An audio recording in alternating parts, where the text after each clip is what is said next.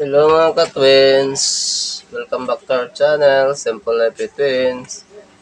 Kung bago pa lang kayo at napadan kayo sa channel namin, please like, share, and subscribe. Naka-updated kayo sa mga videos na i-upload namin.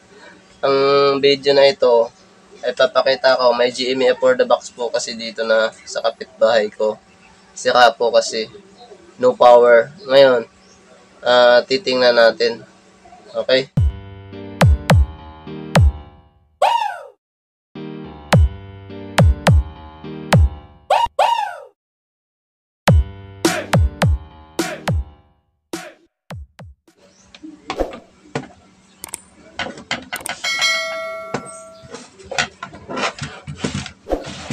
So, bubuksan na natin at titingnan natin kung may pumapasok na supply. Kung may pumapasok sa 220 sa power supply niya.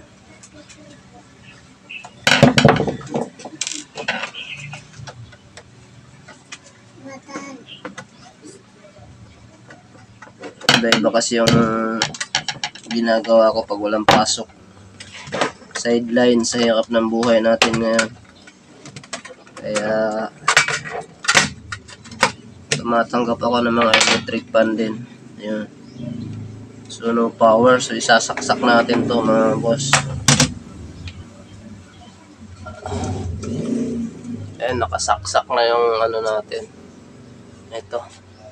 Itong wire na yan. Ayan. Nakasaksak na yan dito sa ating. So kahit na pindutin natin ang power, wala. Ayan o. Wala talaga siyang power. So tara. Ayan, nakaset tayo sa AC 220. So ayan, pag pinagano natin, titingnan nyo na lang kung may pumapasok na voltahe. So check natin dito sa kanyang power supply. Ayan. Sa cord niya. Ayan. So nakikita nyo 221. Ayan, ibig sabihin may pumapasok pong voltahe sa kanyang cord.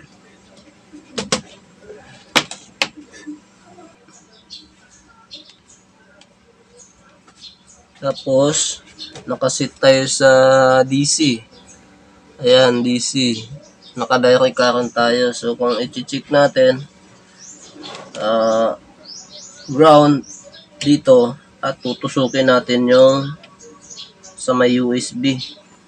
Titingnan natin kung may 5 volts.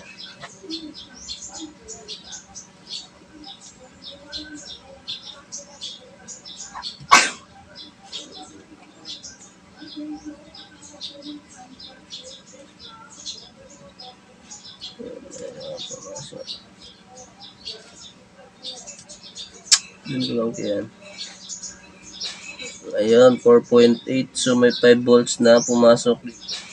Ayan, 4.8. So may 5 volts na pumasok dito sa ating USB. Dapat yung pangalawa is 0 volts.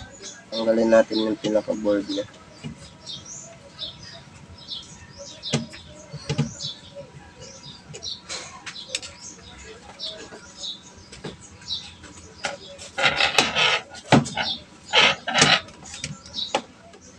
Encounter ko mga sinishare ko lang din sa inyo. Ayan 1000 volts, 16 volts. So check natin negative.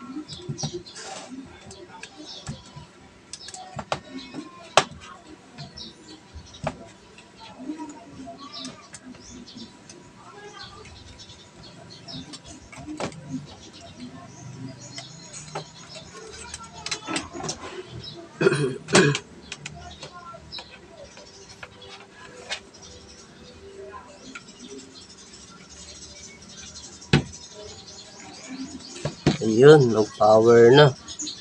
Ayan, oh. May power na kaagad siya, oh. Ayan, mga boss. Nagka-power na siya, oh. Ayun, nag-power na. Ayan, oh. May power na kaagad siya, oh. Ayan, mga boss. Nagka-power na siya, oh. Ibig sabihin, ang pinaka-problema lang niya is yung capacitor na 1,000 volts, 1,000 UF, 16 volts capacitor. Ayan, oh.